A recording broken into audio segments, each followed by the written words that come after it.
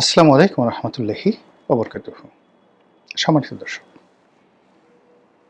সরকার কেমন চলছে? আওয়ামী লীগের মতো, ডক্টর মোহাম্মদ ইউনূসের মতো, নাকি আওয়ামী লীগের চেয়ে খারাপ, কিংবা ডক্টর মোহাম্মদ ইউনূসের চেয়েও খারাপ? তারেক রহমান সাহেব আসলে কার মতো? তিনি তার বাবার মতো, মায়ের মতো, নাকি মার্টিন লুথার কিংয়ের মতো? এই বিষয়গুলো নিয়ে খুব দ্রুত আলোচনার সময় এসে গেছে। কারণ চারিদিক থেকে বহু ফিসফাস, বহু অশনি সংকেত। যদি সরকারের একদম শুরুতে আমরা এই সরকারকে একটি নির্দিষ্ট ট্রেনে উঠিয়ে দিতে না পারি, তাহলে এই ট্রেনের আমরা যারা যাত্রী আছি তারা সবাই বিপদগ্রস্ত হব। যখন বিপদ আসে তখন, বা যখন প্রলয় আসে, তখন দেবালয়ও প্রশ্রয় পায় না, দেবালয়ও রক্ষা পায় না। আপনি গিয়ে মসজিদে বা মন্দিরে গিয়ে আশ্রয় নেন, যুদ্ধের সময়, বিপদের সময় কেউ আপনাকে রক্ষা করতে আসবে না। আজ আওয়ামী লীগের পরিণতি দেখেন। বড়জোর 1001 জন মানুষ দুর্নীতির সঙ্গে জড়িত ছিল, কিন্তু বাকি 999 জন মানুষ সাফার করছে। এই 999 জন মানুষের বড় দোষ ছিল, তারা সময় মতো মুখ খুলেনি, দলবাজি করেছে। আর দলের বিরুদ্ধে কথা বলা যাবে না। দুই একজন যারা কথা বলেছি আমরা, আমাদেরকে দল থেকে একেবারে দূরে রাখার জন্য তারা সবাই হই হই রই রই করে উঠত। বিএনপির অবস্থা এখন তদ্রূপ হচ্ছে। বোঝার চেষ্টা করুন, গত 17টি বছর ধরে বিএনপির অবস্থা কীরকম ছিল, অথচ মাত্র 80 দিনে তাদের অবস্থা এমন হয়ে গেছে, তাদের চেহারা, সুরত, কথাবার্তা, আচার আচরণ দেখে মনেই হয় না যে কোনো জন্মে তাদের কোনো বিপদ ছিল। অ্যাজ ইট ইজ সরকার তার এমনভাবে চালাচ্ছে, মনে হচ্ছে গত 17 বছর আওয়ামী লীগের শাসন আর 2 বছর বা 1.5 বছর ইউনূসের শাসন, 18.5 বছর আর 11-র 2 বছর, এই পুরো সেই প্রায় 21 বছর। এই 21 বছর আসলে বিএনপি সরকার চালিয়েছে। তার একটার পর একটা খাল উদ্বোধন করছে, ব্রিজ উদ্বোধন করছে, প্রকল্প নিচ্ছে। অ্যাজ ইট ইজ মনে হয় যে এগুলো সব রেডি করা ছিল, এবং তারা বলছে এগুলো আমরা করেছি। পদ্মা ব্যারেজ, আরে বাবা, একটা পদ্মা ব্যারেজ প্রকল্প রেডি করতে অন্তত 4 থেকে 5 বছর সময় লাগে। এটার ভূমি জরিপ, এটার সাইট সিলেকশন, এটার বাজেট করা, এটার নকশা করা ইত্যাদি অনেক কিছু। একনেক পর্যন্ত পৌঁছাতে এরকম একটা প্রকল্পের কম করে হলো 5 বছর সময় লাগে। পুরো কাজটি সেই শুরু হয়েছে পদ্মা ব্যারেজ বলতে গেলে পাকিস্তান জমানা থেকে। এটা ধীরে ধীরে মডিফাই হয়েছে। একেবারে চূড়ান্ত পর্যায়ে আওয়ামী লীগ যখন এই জিনিসটা করবে, তখন তার মেইন সমস্যা ছিল যে এই কাজটি করতে গিয়ে সে ভারতের রোষানলে পড়তে চাচ্ছিল না। 2 নম্বর হলো যে এই কাজটি করতে গিয়ে সে ভারতের সঙ্গে তার যে পানি চুক্তি আছে, সেই পানি চুক্তি ব্যাহত করতে চাচ্ছিল না। সে ভারতকে রাজি খুশি করিয়ে এই কাজটি করাতে চাচ্ছিল। আর এখন সরকার এটা প্রকল্পটা গ্রহণ করেছে। এখন যদি ভারত পানি না ছাড়ে, এই প্রকল্পের 2 পয়সার ভ্যালু নিয়ে এটা একটা আমাদের জন্য গোদের উপর বিস্ফোরা হয়ে যাবে। পদ্মা নদীর এখন যতটুকু অবস্থা আছে তার চেয়ে আরও খারাপ হয়ে যাবে। টোটাল এই ব্যারেজের কারণে যতটুকু প্রবাহ আছে এটুকু নষ্ট হয়ে যাবে যদি ভারত পানি না দেয়। এনিওয়ে, তো এই সকল বিষয় নিয়ে কিন্তু কেউ কথা বলছে না বিএনপির মধ্যে। বিএনপির একজন সংসদ সদস্য আছেন, বীর মুক্তিযোদ্ধা ফজলুর রহমান। তিনি খুব আকার ইঙ্গিতে কৌশলী কথা বলেছেন যে বিএনপি যদি আওয়ামী লীগের মতো মন্দ কাজ করে, তাহলে আওয়ামী লীগের চাইতেও তাদের পরিণতি আরও খারাপ হবে। এর কারণ হলো আওয়ামী লীগ আগের থেকে প্রস্তুত ছিল, তারা দৌড়ে পালিয়ে যাবে। 2 নম্বর হলো তারা ভারত যেতে পেরেছে। এখানে একটা ফ্যামিলি ডাইনেস্টি ছিল। ফ্যামিলি ডাইনেস্টি থাকার কারণে শেষ সময় পর্যন্ত শেখ হাসিনা নিজে দাঁড়িয়ে থেকে তার যত কুশীলব আছে সবাইকে তিনি সেফ এক্সিট দিয়েছেন। আর যাদেরকে খরচের খাতায় ফেলে দিয়েছেন সালমান আনিসুলরা, তারা ধরা পড়েছে। আর তার যত রত্ন মণি মাণিক্য, মানে দলের মধ্যে যারা কৌশলগতভাবে তার গুরুত্বপূর্ণ আগামীতে নেতৃত্বে থাকবে বা তার পছন্দের, তিনি তাদের সবাইকে নিরাপদে বিশ্বের সব জায়গাতে পাঠিয়ে দিয়ে এরপর তিনি হেলিকপ্টারে উঠেছেন। আপনার কি মনে হয় বিপদ আসলে সেই নাহিদ, সার্জিস, মাহফুজ এদের কথা একবারও, বা ডক্টর শফিকুর রহমানের কথা একবারও ডক্টর ইউনূস ভাববেন? তিনি তাড়াতাড়ি বলবেন, ওরে বাবা রকেট পাঠাও, হেলিকপ্টারের কাজ হবে না, তাড়াতাড়ি রকেট পাঠাও, দরকার হলে ক্ষেপণাস্ত্র পাঠাও, ক্ষেপণাস্ত্রের উপর চড়ে আমি তাড়াতাড়ি আমেরিকা চলে যাব, দূরপাল্লার ক্ষেপণাস্ত্র। আচ্ছা, তারেক রহমান সাহেবের কথা চিন্তা করেন, তিনি যদি সেফ এক্সিট পান, তিনি কি আসাদুজ্জামান রিপন, শামসুজ্জামান দুদু, মির্জা ফখরুল ইসলাম আলমগীর, ডক্টর মঈন খান, মির্জা আব্বাস, মোয়াজ্জেম হোসেন আলাল, হাবিবুন নবী খান সোহেল, এরকম অসংখ্য মানুষ ৩০০-৪০০ মামলা নিয়ে গত ১৭টা বছর ধরে যারা রক্ত পানি করে দিয়েছেন, ক্ষমতায় এখন বিএনপি এমনিই খোঁজ রাখেন, আর বিপদের সময় এদের খোঁজ রাখবে? এরা প্রত্যেকটা লোকের উপর দিয়ে যদি বুলডোজার চালিয়ে দেয়, তাহলেও কয়জন লোক কাঁদবে আই ডোন্ট নো, আমি জানি না। তো সেই অবস্থায় হলো কি, যে এই যে এখন দেশ চলছে, যারা যারা চালাচ্ছে, বা প্রধানমন্ত্রী তারেক রহমান সাহেবের সঙ্গে যারা যারা আছেন, তারা কোথায় যাবেন, কি করবেন না করবেন ডাজ নট ম্যাটার। মূল ব্যাপারটা হলো যে তাদেরকে অবশ্যই ভালো করতে হবে, আদারওয়াইজ আপনি আমি আমরা কেউ ভালো থাকবো না। মাঝে মধ্যে এই যে ইউটিউব করি, কিছু কথা বলি, ফেসবুকে কিছু কথা দেখি, আওয়ামী লীগের লোকজন টিপ্পনি কাটে। আজকের এই অবস্থার জন্য বাংলাদেশে যে কয়জন লোক দায়ী, তার মধ্যে আপনি একজন। সেই 2014 সন থেকে প্রিন্স করছেন, জনমত তৈরি করছেন, শেখ হাসিনার 12টা বাজিয়েছেন, আর তারেক রহমান সাহেবের জন্য, ইউনূসের জন্য পথ তৈরি করে দিয়েছেন। সো আপনার মিষ্টি মিষ্টি কথায় আমরা ভুলবো না। বলেন, কি বলবেন?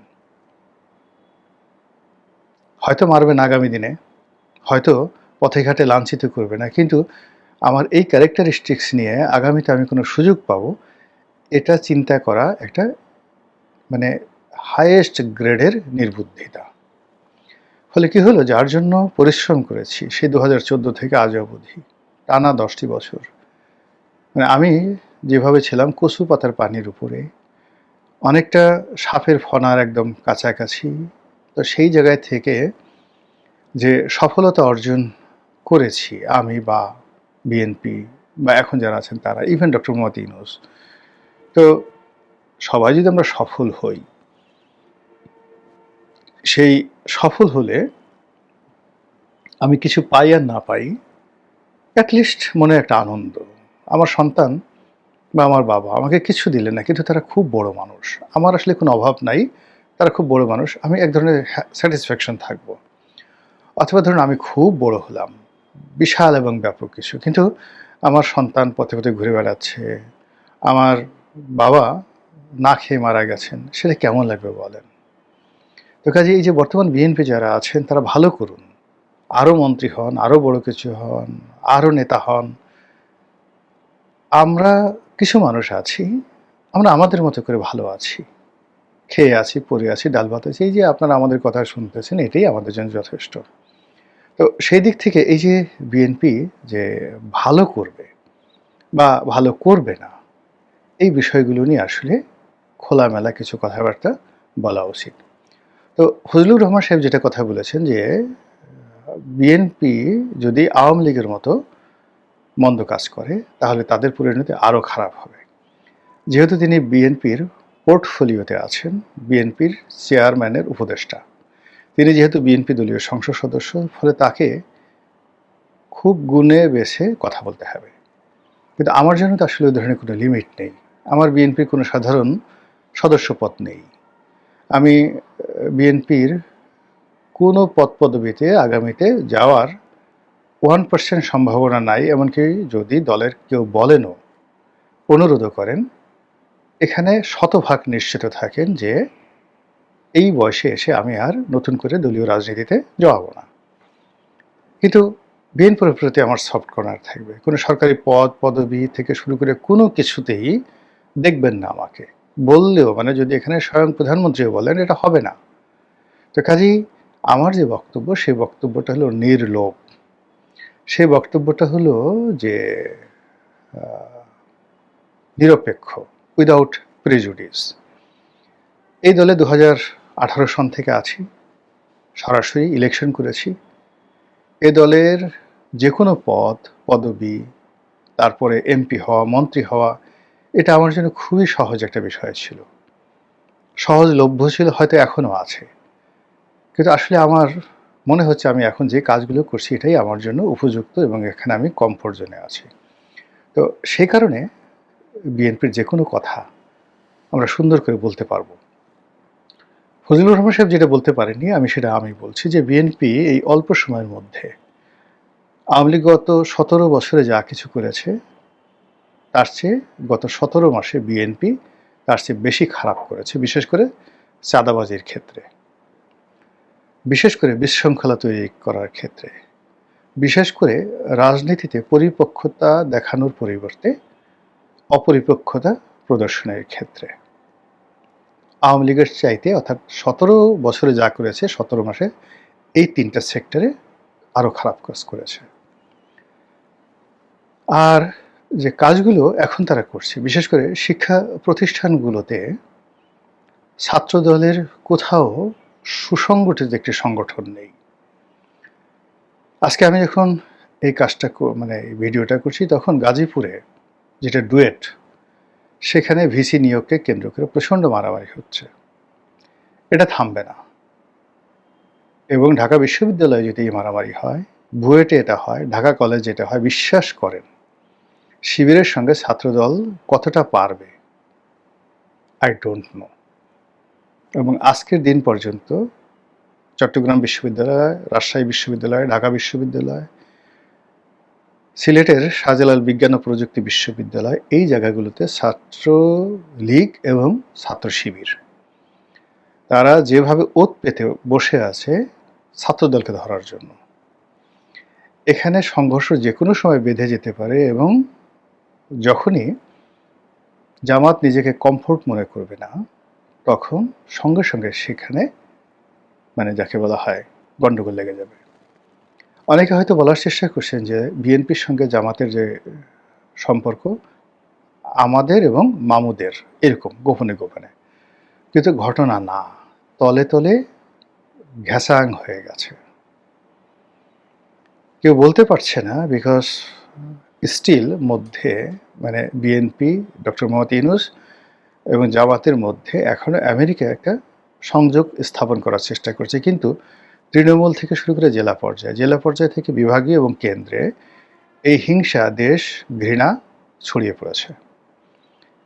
ইসলামী ব্যাংক অন্যান্য 5টা ব্যাংক নিয়ে যা কিছু হচ্ছে, সেখানে বড় বড় সরকারি পদ পদবিগুলো নিয়ে যা হচ্ছে সবগুলো তছনছ করে দেওয়া হয়েছে।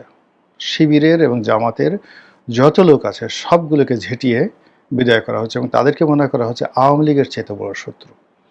আওয়ামী লীগের যারা লোকজন আছেন অনেকে টাকা পয়সা দিয়ে ঠিকই ম্যানেজ করেছেন, কিন্তু যারা চিহ্নিত শিবির হয়ে পড়েছেন তারা একজনও ম্যানেজ করতে পারেননি।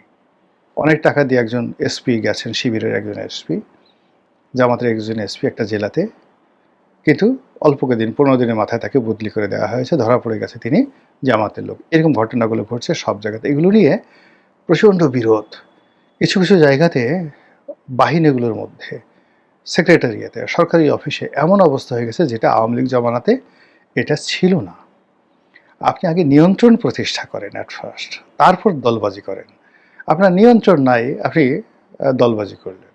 বিরাট একটা সৈন্যবাহিনী, তাদের কাউকে ছিলেন না। কথায় কথায় সেখানে গিয়ে আপনার মামুকে, আপনার খালুকে, আপনার ভাতিজাকে, আপনার ছেলেকে কমান্ডার ইন চিফ বানিয়ে বললেন যাও যুদ্ধ করো। কোনোদিন যুদ্ধ হবে না, আগে বাহিনীটা তৈরি করেন। তো সেই জায়গাটা হয়তো এখন যে কাজটা বিএনপি করছে দলবাজি, এটা আরও 2 বছর পরে করলে ভালো হতো। কিন্তু তা না করে এখন ফার্স্টে আজকের দিনে আমাদের ঢাকা মেট্রোপলিটন কমিশনার লাগবে, সিএমপির কমিশনার লাগবে, গাজীপুর জিএমপির কমিশনার লাগবে, সিলেটের কমিশনার লাগবে, সবগুলো এসপি টেসপি সব লাগবে নিজেদের। ফলে যা হবার তাই আলটিমেটলি হয়ে গেছে। Banking sector administration. এর বাইরে বিভিন্ন সেই বিশ্ববিদ্যালয়ে ভিসি নিয়োগ করা, প্রক্টর নিয়োগ করা, তারপর সেই যে ছাত্র সংগঠনের দাপট দেখানো, এই কাজগুলো কোনো রকম প্রস্তুতি ছাড়া, কোনো রকম গ্রাউন্ড ওয়ার্ক ছাড়া তারা শুরু করে দিয়েছে। ধরুন কুষ্টিয়া বিশ্ববিদ্যালয়, চট্টগ্রাম বিশ্ববিদ্যালয়, কুষ্টিয়া মানে ইসলামী বিশ্ববিদ্যালয়, এখানে তো আসলে অ্যাবসলিউটলি জামাত শিবিরের আধিপত্য। 3টা বিশ্ববিদ্যালয়, একেবারে 4টে বিশ্ববিদ্যালয়, শাহজালাল বিজ্ঞান প্রযুক্তি, রাজশাহী বিশ্ববিদ্যালয়, তারপর এই যে কুষ্টিয়াতে ইসলামী বিশ্ববিদ্যালয় এবং চট্টগ্রাম বিশ্ববিদ্যালয়। এখানে যে কোনোভাবে রেজিমেন্টাল ফোর্সের সাথে লড়াই করার, ফাইট করার শক্তি জামাত শিবিরের আছে। তো সেখানে আপনি ভিসি নিয়োগ দিবেন, সেখানে আপনি প্রক্টর নিয়োগ দিবেন, আপনার ভিসি প্রক্টরের অবস্থা তাদের জীবনে তো টানাটানি লেগে যাবে আর কদিন পরে। এবং 1টা 2টো 3টা জায়গাতে যে তখন ভিসিরা মার খাবেন, প্রক্টররা মার খাবেন, এগুলো তো এখন ডাল ভাত হয়ে গেছে। ভিসি মারা, প্রক্টর মারা, এগুলো তো এখন একটা গর্বের বিষয় হয়ে গেছে। গালে 2টো চল বসায় দিল। এই যে কাজগুলো হয়েছে, এই কাজগুলো আওয়ামী লীগের সাথে আরও খারাপ অবস্থায় চলে গেছে। এরপর হলো টাকা খরচ। সরকার যে খাতে টাকাগুলো খরচ করছে, it is not a smart. আপনি চিন্তা করেন, সব জায়গাতে পাইকারি হারে কার্ড দেওয়া হচ্ছে। ধরেন গড়ে যদি 5 কোটি কার্ড দেওয়া হয়, একটা কার্ড তৈরি করতে যদি 100 টাকা লাগে, 5 কোটি ইন্টু 100, 500 কোটি টাকা খালি আপনি কার্ড তৈরি করতে দিলেন, 500 crore টাকা। যেই কাজটা পেয়েছে তার খরচ যাবে 20 টাকা করে পার কার্ডে বা 10 টাকা করে পার কার্ডে, বাকি লাভ। এগুলো না অনেক সময় হয় কি, পুনর্বার মুশিক ভব। খুব নির্মম একটা বাজে কথা বলি, গত যে 2001 সন থেকে যে 6 সন, যখন এই হাওয়া ভবনের গ্যাংগুলো যারা ছিল, তাদের বদনামগুলো কি ছিল বলেন তো? বড় বড় নিয়োগ বদলে ছিল না, কিন্তু একেবারে রাস্তার যে চাঁদাবাজি, সেই চাঁদাবাজির অংশ হাওয়া ভবনে যেত, ঘুষ দুর্নীতির একটা অংশ সেখানে যেত, এই বদনামটা ছিল।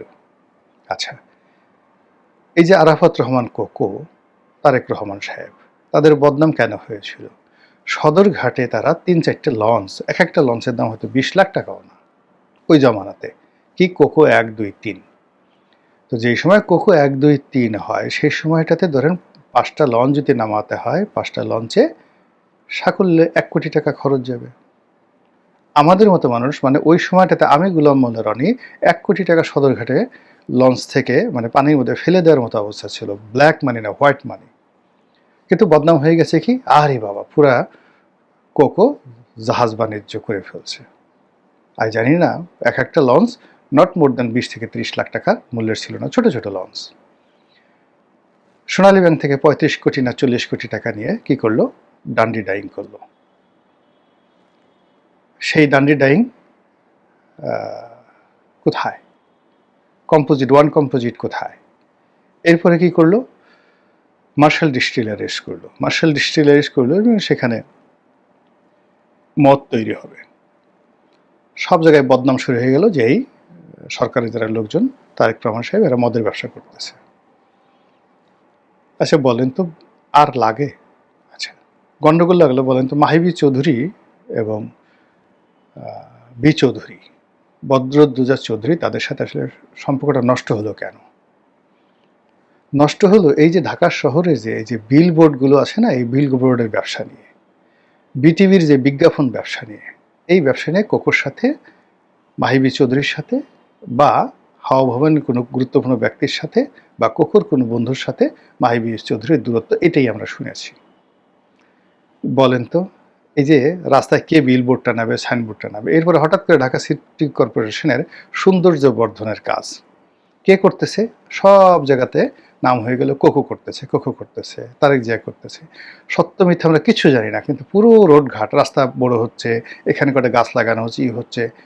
কয়টা টাকা? এইগুলো কেউ করে? কোনো প্রয়োজন নাই।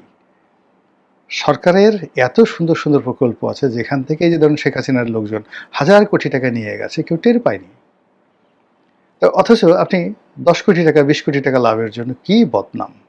ক্লাব পাড়াগুলোতে জুয়া খেলা চলতো, ওখানে সেই ব্রাদার্স ক্লাব, বিভিন্ন ক্লাব, এবং সেখানে একটা গ্রুপই গড়ে উঠেছিল ওই সময়টাতে। এখন এইবার এসে দেখেন যে কাজগুলো হচ্ছে, কাঠ বানাতে হবে, খাল কাটতে হবে, যে দেখেন খাল কাটা নিয়ে কি হচ্ছে।